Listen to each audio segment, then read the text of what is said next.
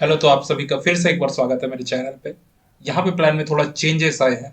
वो ये है कि आज हम क्वेश्चन सॉल्व करने वाले हैं। बट मैंने आपको पहले बोला था कि मैं सारे क्वेश्चन संडे के दिन सॉल्व करूंगा। बट दिक्कत यह है कि अगर मैं संडे टू संडे करूं, मतलब एक एक सप्ताह का अंतर लूं, तो हो क्या रहा है, हम लोग पढ़ाई में आगे चल दे रहे हैं बट क्वेश्चन आंसर बहुत लेट में सॉल्व कर रहे हैं। इससे हो क्या रहा है हम लोगों के साथ दिक्कत ये हो रहा है कि हम टॉपिक बहुत पहले पढ़ लिए रहते हैं और क्वेश्चन बाद में अटेम्प्ट करते हैं। तो उससे उस टॉपिक का कुछ याद नहीं रहता है। बेहतर होगा कि एक टॉपिक पहले पढ़ा लो, उसके बाद जस्ट उसका क्वेश्चन आंसर सॉल्व करो। ऐसे में क्या है, अपने को कॉन्फिडेंस आता है कि हाँ, अब हम लोग मतलब पेपर अटेम्प्ट करने के लिए तैयार हैं। ठीक है। तो अब से हम क्या करेंगे, पहले एक टॉपिक पढ़ लेंगे पूरी तरीके से। उसके बाद जैसे अगर आज कोई टॉपिक खत्म हुआ मेरा, ठीक है, तो दूसरे दिन हम क्या करेंगे, उससे रिलेटेड क्वेश्चन आंसर सॉल्व करेंगे, है ना। तो ये ज़्यादा बेटर मेरे ख्याल से मेरे को प्लान लग रहा है, तो हम ऐसा करेंगे। तो ठीक है, आज हम लोग क्वेश्चन आंसर सॉल्व करने वाले हैं प्रीवियस लेक्चर्स का। तो उसको मैं संडे संडे के दिन डाल दिया करूंगा, ठीक है। संडे को मैं कोई क्लास नहीं डालूंगा। और क्या बोलते हैं, जो क्वेश्चन आंसर है वो सबको अपन क्या करेंगे सर, कि जैसे ही आज एक टॉपिक खत्म हुआ तो दूसरे दिन का पूरा दिन हम क्वेश्चन आंसर में ले लेंगे। ठीक है। तो ऐसे में आपको थोड़ा सा हर टॉपिक के बाद राष्ट्र भी मिल जाएगा। तो चलिए ठीक है, चालू करते हैं फिर से। तो यहाँ पे सबसे पहला क्वेश्चन है, महानदी का मैदान निम्नलिखित में फैला हुआ है। तो अच्छा, ये क्वेश्चन आंसर किसका है? महानदी बेसिन का। महानदी बेसिन, छत्तीसगढ़ भूभाग के महानदी बेसिन का। महानदी बेसिन। ठीक है सर, ये हो गया। ठीक है, तो पहला क्वेश्चन है, महानदी का मैदान निम्नलिखित में फैला हुआ है। उत्तरी छत्तीसगढ़, मध्य छत्तीसगढ़, दक्षिणी छत्तीसगढ़। तो मध्य छत्तीसगढ़ आप लोगों को पता है। उत्तरी छत्तीसगढ़ में तो पूर्वी बघेलखंड पठार है, दक्षिणी छत्तीसगढ़ में दंडकारण्य पठार है। उपर्युक्त सभी तो है नहीं। आंसर आएगा बी, मध्य का। मैं बताया था इस तरीके से कुछ है। इस तरीके से पत्थल गांव को लिए थे हम लोग। इस तरीके से अम्बागढ़ तहसील को बस लेना है इसमें। गरियाबंद, तो ये छत्तीसगढ़ के कहाँ पे है सर? ये छत्तीसगढ़ के मध्य भाग में है। ठीक है, चलिए ये हो गया। नेक्स्ट है, सामान्यतः छत्तीसगढ़ राज्य का ढाल दिशा की ओर है। कौन सी दिशा की ओर है? तो अपने को पता है, पूर्व दिशा की ओर, मैं बताया ही था। अगर हम यहाँ पे कहीं पे भी पानी डालते हैं, यहाँ पे ये जो मध्य भाग है छत्तीसगढ़ का, ये इस तरीके से जो मध्य भाग बना हुआ था इस तरीके से, ठीक है। तो यहाँ पे अगर हम पानी डालते हैं कहीं पे भी, तो वो पानी इस ओर बहेगा। ठीक है। तो अगर मैं दिशा के लिए लिखूं तो दिशा इस तरीके से होता है, हमको पता है। ठीक है। इधर उत्तर दिशा होता है, इधर दक्षिण दिशा होता है, इस साइड कौन सा दिशा होता है, इधर पूर्व दिशा होता है, इधर पश्चिम दिशा होता है। ठीक है। तो किस दिशा की ओर पानी बह रहा है? पूर्व दिशा की ओर। तो ढाल किस साइड है? पूर्व दिशा की ओर है। ठीक है। छत्तीसगढ़ का मैदान महानदी बेसिन निम्नलिखित में से किस चट्टान से बना हुआ है? किस चट्टान से बना हुआ है? तो ऑब्वियस ही बात है, जो बेसिन एरिया रहता है ना, वो हमेशा कड़प्पा चट्टान से बने होता है, जिसमें चूना की मात्रा ज्यादा होती है। खनिज की बात करेंगे तो चूना ज्यादा होगा, अगर चट्टान की बात करेंगे तो कड़प्पा। जहाँ कड़प्पा प्रकार की चट्टान पाई जाती है, वहां चूना ज्यादा पाया जाता है, तो ये ध्यान रखिएगा। ठीक है। तो छत्तीसगढ़ का मैदान महानदी बेसिन निम्नलिखित में से किस चट्टान से बना है? तो कड़प्पा चट्टान से बना है। ठीक है। ठीक है।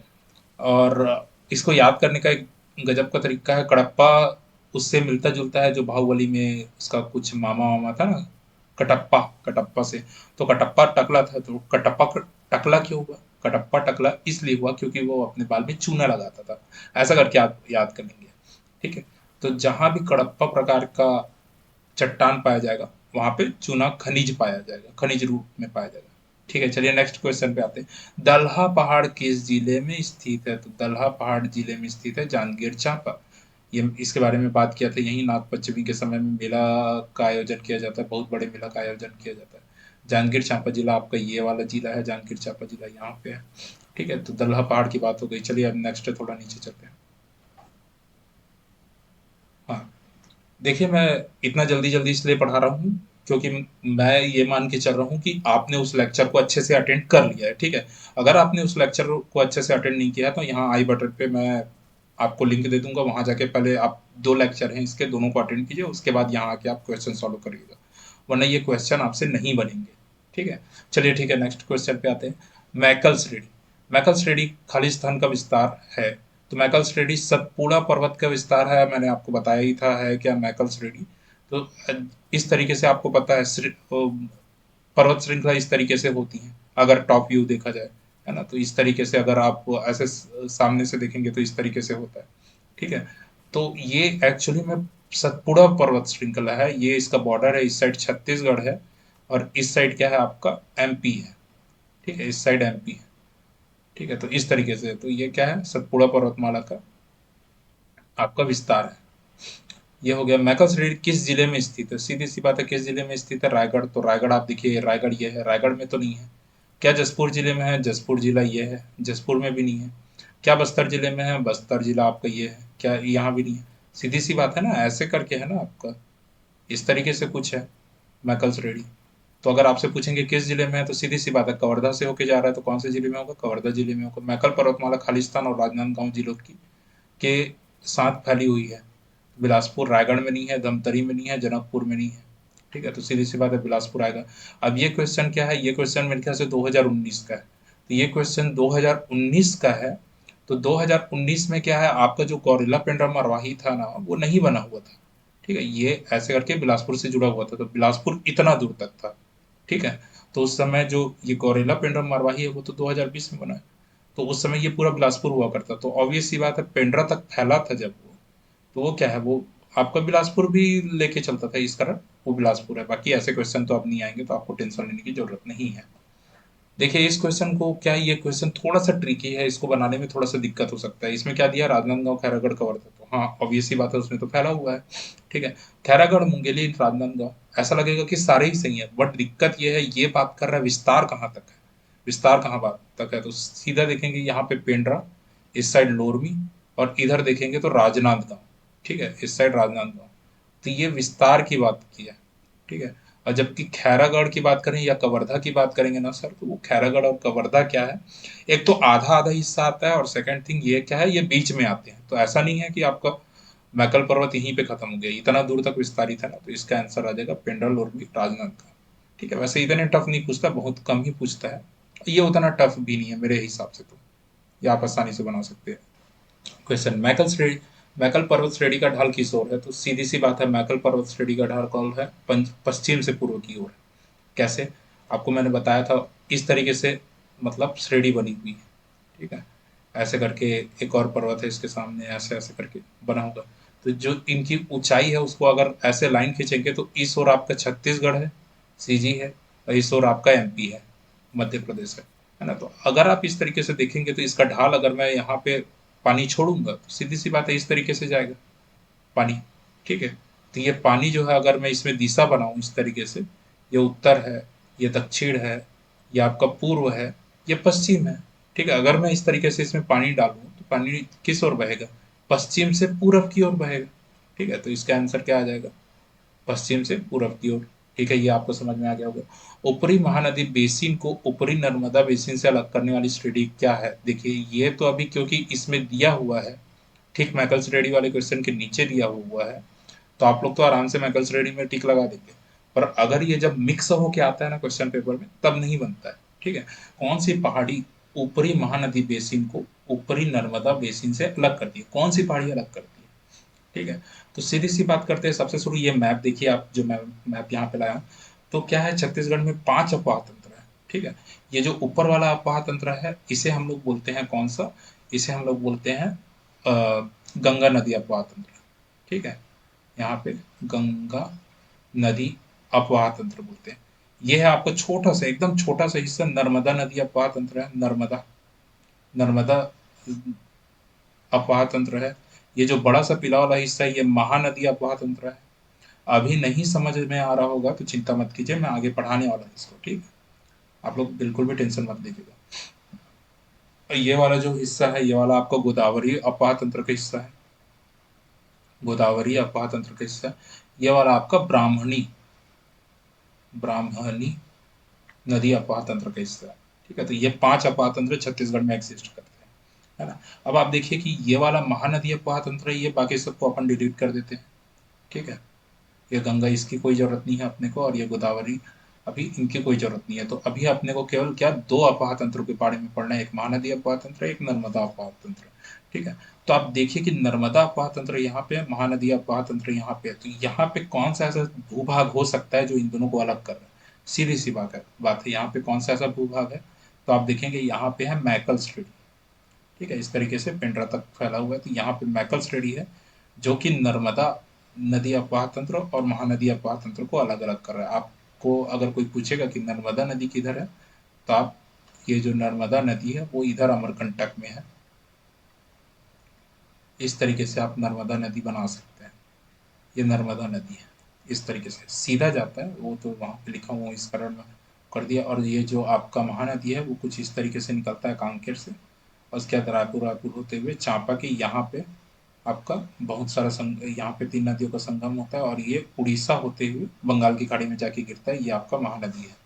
ठीक है, ये वाला थोड़ा वो दिख रहा है, इस तरीके से महानदी है।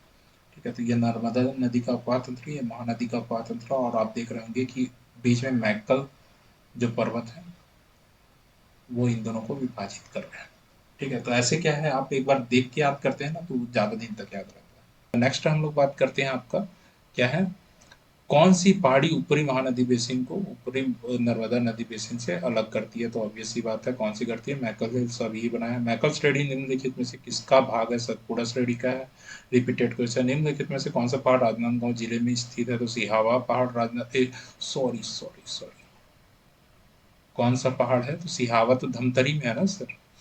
ठीक है, तो सिहावा, गढ़िया पहाड़, कलवारी पहाड़। कलवारी पहाड़ में बताया ही था आपको, कलवारी पहाड़ राजनांदगांव में स्थित है। कैसे बताया था याद कीजिए, जब हम लोग मैकल श्रेणी पढ़ रहे थे तो उसी में ही कलवारी पहाड़, प्रज्ञागिरी पहाड़, डूंगरगढ़ पहाड़ पढ़ रहे थे, उसी समय मैं कलवारी पहाड़ भी बताया था। ठीक है, ये हो गया। तो कलवारी पहाड़ कहाँ पे है? राजनांदगांव जिले में स्थित है। ठीक है, छत्तीसगढ़ राज्य की किस दिशा में मैकल श्रेणी स्थित है? ऑब्वियस ही बात है, पश्चिम दिशा में। अभी ही बात किए थे, अगर छत्तीसगढ़ का मैं दिशा वाला भाग बनाऊंगा तो आप देख ही सकते हैं। अगर मैं छत्तीसगढ़ में दिशा बनाऊँ, यहाँ बीचों बीच को लेके दिशा बनाता हूँ, इस साइड ऊपर है, उत्तर है, इस साइड दक्षिण, इस साइड पूर्व, पूर्व। ठीक है, इस साइड पश्चिम, इस साइड क्या है? उत्तर, इस साइड क्या है? दक्षिण। ठीक है, तो अगर आप देखेंगे छत्तीसगढ़ राज्य की किस दिशा में मैकल श्रेणी स्थित है, तो छत्तीसगढ़ राज्य के किस दिशा में मैकल श्रेणी स्थित है? ऑब्वियस सी बात है, पश्चिम दिशा में स्थित है।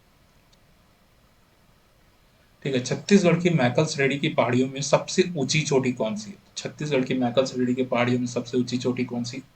आप ही आंसर बताइए।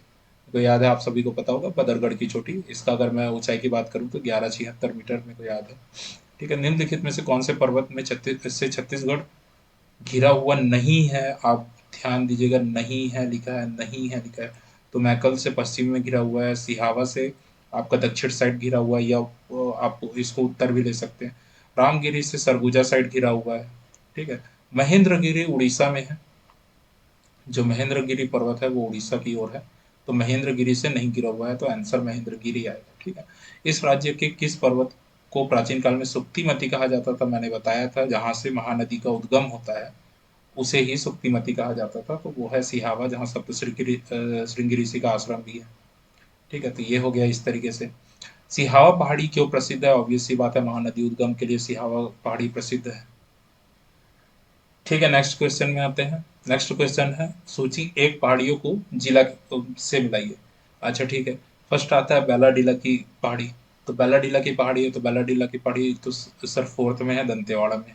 ठीक है, तो ए का फोर देखेंगे तो बी और ई दोनों में है।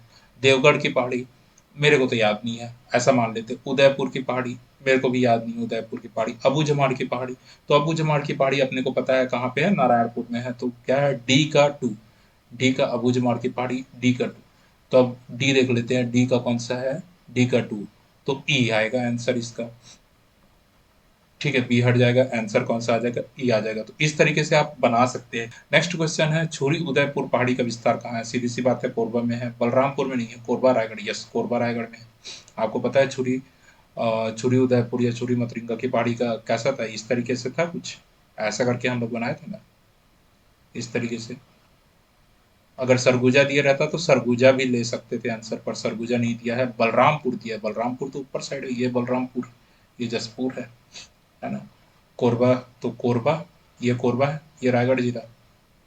छत्तीसगढ़ के मध्यवर्ती मैदानों को किस नाम से जाना जाता है? तो छत्तीसगढ़ के मध्यवर्ती मैदानों को किस नाम से जाना जाता है? मध्य भारत का धान का कटोरा। मैंने बताया ही था धान का कटोरा क्यों बोलते हैं, आपने क्लास में ही बताया था। ऐसा कटोरा ये मतलब ये सीमांत उच्च भूमि है। जैसे कटोरा रहता है तो साइड वाले भाग उठे हुए रहते हैं, तो ये सीमांत उच्च भूमि रहता है, ये सीमांत उच्च भूमि है। ठीक है, और ये बीच का मध्य मैदानी भाग है। और पहाड़ों में तो धान नहीं उगाया जाता है ना, पहाड़ों में धान उगाया नहीं जाता, मैदानों में ही उगाया जाता है। तो ये मध्य मैदानी भाग में धान उगाया जाता है। और चारों ओर ऊंची भूमि है, तो ऊंची भूमि है, इस कारण इसे धान का कटोरा कहते हैं। ठीक है, तो अगर क्वेश्चन पूछता है कि छत्तीसगढ़ को धान का कटोरा क्यों कहा जाता है, क्योंकि यहाँ धान ज्यादा होता है। ए, क्योंकि यहाँ, क्योंकि इसके भौगोलिक स्थिति के कारण, तो आंसर आएगा बी, क्योंकि इसके भौगोलिक स्थिति के कारण। ठीक है, नेक्स्ट क्वेश्चन पढ़ते हैं। ये थोड़ा सा छोटा दिख रहा है, इसे मैं बड़ा कर लेता हूँ। ठीक है, नेक्स्ट क्वेश्चन है, छत्तीसगढ़ का सर्वाधिक भौगोलिक क्षेत्र किसके अंतर्गत आता है? पहाड़ों के अंतर्गत, मैदानों और नदियों के बेसिन के अंतर्गत, पठारों के अंतर्गत, और पाटों के अंतर्गत। तो इसमें आंसर तो लिया है पठारों के अंतर्गत। आता भी होगा, क्यों? क्योंकि ये जो पूर्वी बघेलखंड है वो भी पठारी हिस्सा होता है, इसमें भी पठार आते हैं। ठीक है, जसपुर पाट प्रदेश में पठार। ठीक है, यहाँ पे भी अगर हम मध्य भाग में देखेंगे तो पठार ही है। दंडकारण्य का भी हम लोग पठार ही कहते हैं। ठीक है, तो मैक्सिमम हिस्सा किस में आता है? पठारों में आता है। ठीक है, ये हो गया। नेक्स्ट क्वेश्चन क्या है? नेक्स्ट क्वेश्चन है, इनमें से कौन सा जिला नर्मदा बेसिन का हिस्सा है? इनमें से कौन सा जिला नर्मदा बेसिन का हिस्सा है? तो सीधी सी बात है, आंसर तो इसका राजनांदगांव आएगा। बहुत पुराना क्वेश्चन है, 2014 का है। तो उस समय राजनांदगांव भाग में नहीं टूटा था। उस समय क्या था, आप देख सकते हैं। उस समय तो ये वाला भाग जो राजनांदगांव का हिस्सा है, तो ये अभी क्या बन गया, यहाँ पे खैरागढ़ बन गया है। यहाँ पे राजनांदगांव है, नीचे मोहला, मानपुर, अम्बागढ़ चौकी है। ठीक है, तो ये आपका क्या बन गया, खैरागढ़ बन गया। ठीक है, तो अभी के क्वेश्चन में अगर पूछेगा तो आपको आंसर लेना या तो खैरागढ़ या तो कवर्धा। ठीक है, अभी अगर देगा इनमें से कौन सा जिला नर्मदा बेसिन का हिस्सा है, तो आंसर या तो कवर्धा आएगा या फिर आपका खैरागढ़। कवर्धा या फिर खैरागढ़। ठीक है, तो आंसर ये आएगा। फिलहाल के लिए बहुत पुराना है तो राजनांदगांव, क्योंकि आप देख सकते हैं ये रहा, राजनांदगांव एरिया में भी है। ठीक है, असत्य युग में है बैन पाट, ऊंचाई 1152, बहुत सही है। मतलब सत्य युग में है। गौरलाटा 1225, बिल्कुल, क्योंकि ये छत्तीसगढ़ की सबसे ऊंची चोटी है, 1225 मीटर। ठीक है, नेक्स्ट बात करते हैं अपन क्या आंसर, धारी डोंगर 899 मीटर लिखा है, नो। धारी डोंगर महासमुंद में है, आपको पता है। ये किस में आता है? धमतरी महासमुंद उच्च भूमि में आता है, और इसकी ऊंचाई है, ये वहाँ की सबसे ऊंची भूमि है, और इसकी ऊंचाई है 899 मीटर। यहाँ पे 999 दिया है, तो आंसर यही होगा, यही असत्य युग में धारी डोंगर चंवर ढाल स्थित है। तो चंवर ढाल मैं बताया था आपको, चंवर ढाल में ही सिंघनपुर गुफा है, और वो कहाँ स्थित है? हसदेव मांड बेसिन में स्थित है। ठीक है, तो मैप में ला के ही आपको दिखा देता हूँ। तो देखिए, ये जो चंवर ढाल है, तो चंवर ढाल आपका कहाँ है? हसदेव माउंट बेसिन में है। तो हसदेव माउंट बेसिन में आपको बताया ही था कहाँ पे है, स्थित है। आपका जो हसदेव माउंट बेसिन है वो क्या है? जांजगीर चांपा, थोड़ा सा हिस्सा ये वाला ले लेता है, और इस तरीके से हसदेव माउंट बेसिन ये है। ठीक है, तो रायगढ़ में ही ये चंवर ढाल की जो पहाड़ी है वो स्थित है, यहाँ पे रायगढ़ में। ठीक है, चंवर ढाल की पहाड़ी जिसमें सिंघनपुर गुफा है, तो वो रायगढ़ में है। ठीक है, तो ये आपको ध्यान रखना है, हसदेव माउंट बेसिन के अंदर आता है। पलमा के अलावा निम्नलिखित में से पेंड्रा लोरमी पठार का सबसे ऊंचा हिस्सा कौन सा? तो मैं बताया था दो आईएमपी इसके चोटी थे, एक तो पलमा चोटी था, पलमा, पलमा माँ है। ठीक है, और इसकी ऊंचाई में बताया था 1080 मीटर था। ठीक, 1080 मीटर। पलमा के अलावा वहां था लाफागढ़ की चोटी थी, लाफागढ़ की चोटी, और वो था 1048 मीटर।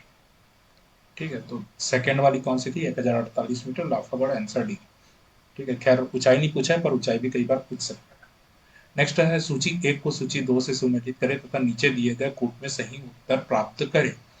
उत्तरी भाग में कौन सा है? तो उत्तरी भाग में बघेलखंड सरगुजा पठार है, तो थ्री। तो ए में बस थ्री, ये आंसर ए आ जाएगा इसका सीधा, बाकी आप खुद चेक कर लीजिएगा।